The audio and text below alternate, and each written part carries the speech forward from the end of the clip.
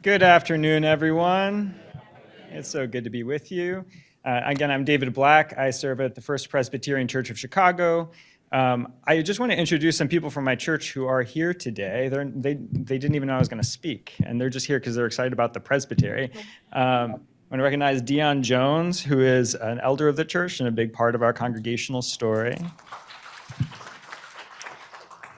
Miklos Bauman, who is going to become a member of the church this next month, and Jude Lake, who is our minister in residence right now. It's really important always to me to acknowledge that the story of the First Presbyterian Church of Chicago right now is the story of this presbytery and the long legacy of investments that this presbytery has been making in this church and this congregation over a long period of time.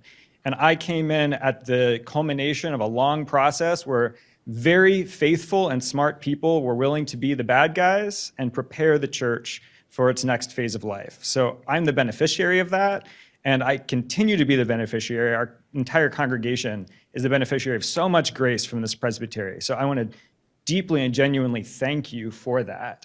And thank you to our leadership, which has been totally phenomenal. I'm a newest Presbyterian, so I don't know a whole lot about what Presbyterian systems look like in other places, but I was recently in Detroit where they're under an AC, and it just made me so grateful to be in a functional presbytery and understand like how beautiful that is and good. It's so fun to be here today, and I'm really grateful for that. So thank you to our leaders for all your support. And thank you, Dr. Handy, for hosting us today. I probably only have like 3-4 minutes, right? Okay. So there are a few things that I can say about our church and why things are really flourishing right now. It really is rooted in that history of this presbytery's investments in the church. And there are some other things that are happening in the soil right now that are really helping us. In terms of numbers, I've lost track of our membership, and we have to do our statistical report soon. But I do know that we have 21 people who are in the pipeline to become members next month, which for us as a church, as a church that was 26 members 5 years ago, like that's a lot of momentum, and it's a lot to keep up with. And I'm really grateful for an extraordinary congregation and eldership that helps us through that. Every time that I'm on Facebook, I am recommended another article from The Atlantic that informs me that the church is in decline and that America is becoming non-religious. Allegedly, that's the trend. In my experience, it is so far from the truth. And I think that my church, our church, is an incredible illustration of the untruth of that statement. The people who are joining our church are by and large younger people, people who have never been to church before, don't really know what's going on, and who came in through our church's pipelines of engagement with activists and partnership with artists. And they get really interested in this rooted tradition.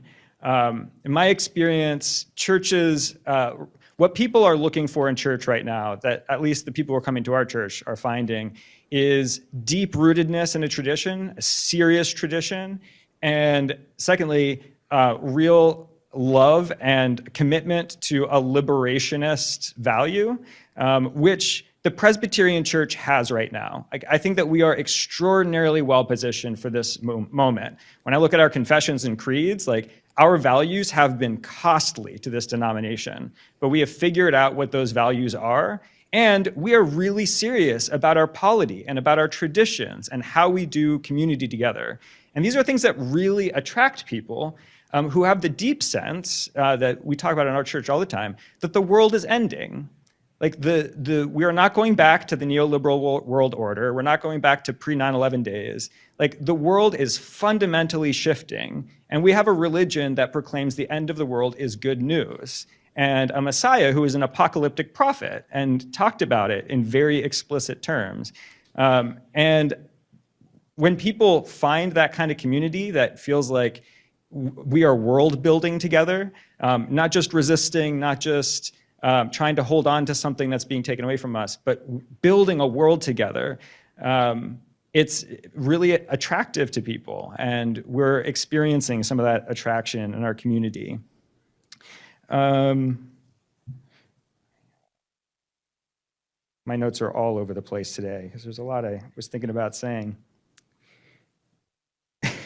Just as a quick illustration of how I'm seeing this. So in our new members class on Sunday, we were talking about polity, and I brought along a few books of order, and people were so excited to have books of order that they asked me, can I please borrow this? And I said, well, you can pay the church $10 for it and pay us back, and you can have it. People were excited to have these and be part of this tradition. And after the new members class, people stuck around. Miklos was one of them. And they were talking about the theology of the Holy Spirit. And Miklos brought up the filioque. How many people remember what the filioque is? It's the dividing theology. Doctrinal theology is trending right now on social media. Seriously. Miklos is not goes way beyond a trend, but people are really interested in what we have to offer. And I think we do ourselves and the gospel a great service when we stop being embarrassed about that tradition, stop trying to quiet it for the sake of trying to be inoffensive, and really assert, this is who we are. John Knox, whose name has been called out, said, resistance of tyranny is obedience to God. That's our tradition, and that's what people are looking for, not just a new invention of that language, but there is this crazy Scot who is yelling at the powers that be. And it's such a cool tradition to be able to draw on right now because it is tradition. Our methodology right now comes down to a shift that we've made.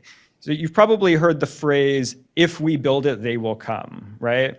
And I feel like that's been the guiding principle of a lot of churches that I've been a part of. There's this deep urgency to build the right program that will attract the people to become the members. If we build it, they will come. At our church, we have shifted that. We don't build programs. We don't, frankly, have the capacity, as I'm sure is true for a lot of you. I don't have the time. Our members, we're still a small congregation, so we're not building it so people will come. But we do two things together. First, if they build it, they will come.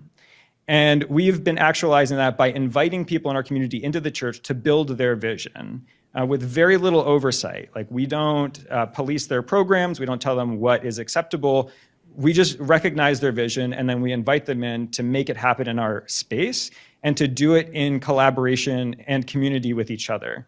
And particularly, we have done this with artists and with activists. So right now, our church has a dance company in residence that fundraise to buy their own dance floor and renovate a part of the church to be a dance studio. And they've been so excited about doing this. They're building our infrastructure for us because they just had the invitation. And now they rent it and give us the rent money. It's wild. We have a chef in residence who's been building, many of you have had Dozie's Food. He's been building his business in our church and is soon moving out to the hatchery. We have 11 artists in residence. A program that started with me saying to the session, hey, I met this artist. We have all these empty classrooms. What if we just gave them 24/7 access? And to my session's credit, they didn't say, well, how will we make sure somebody's always there? How will we do security? How will we do this or that? They just said, okay. And we gave this person access, and that good faith was repaid with good faith, was repaid with good faith. And that's been the basis of the economy of our church, which has brought in so many more people who want to participate in this thing. It's not a world built on the basis of competition and the idea that your flourishing comes at the expense of mine. It's built on the principles of symbiosis and mutual aid and solidarity, which I'm so glad this Presbytery is also digging its heels into. So yes, if they build it, they will come. The second thing we're leaning into is if they build it, we will go. And this has looked like a few things. As a pastor, part of my practice has been wearing my collar a lot and going out to things in the community, going to community meetings, going to concerts, going to farmers markets, just meeting strangers and being the pastor in community, which has led to participation in protests and organizing, particularly around the encampments. A lot of you know I've been involved in a lot of protests at Broadview and organizing around there.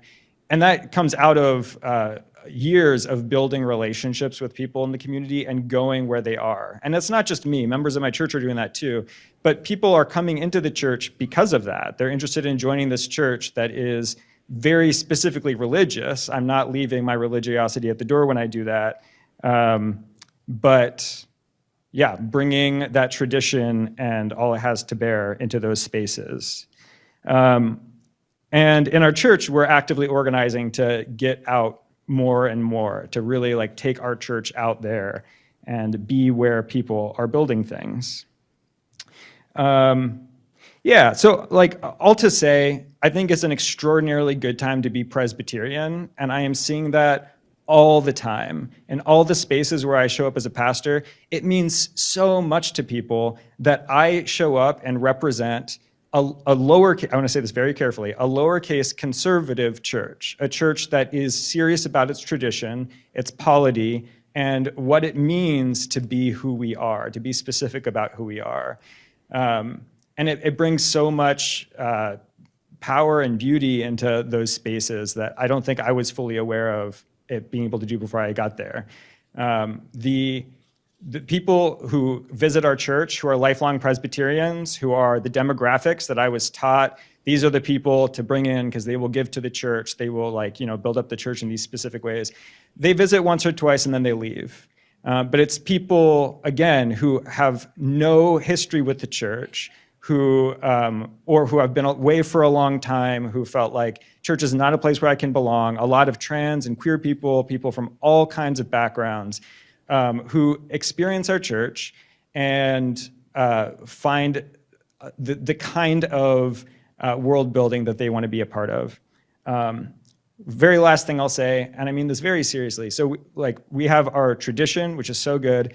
We have our liberationist values, which are so important. And thirdly, my church's greatest gift when I got there was the old people. I mean that so seriously. Like the people who are coming into our church, if you ask them, young people, why are you joining this church? Most of them in their top 3 answers will say, because I get to be friends with old people. When I got into this church, and in a lot of churches I've been a part of, there's this sense that we need to be less old. Like we need young people to come and revive our church. But like the elders of my congregation are phenomenal, and people want to join to be in relationship with them and to be part of a multi-generational community. So I just want to encourage this presbytery. I'm overwhelmingly grateful for all that you have given me and this church, and I'm so excited for what the future holds for the witness of our denomination in these specific times. I think it's really we are called for a time such as this, and I'm grateful to be with all of you in that. Amen.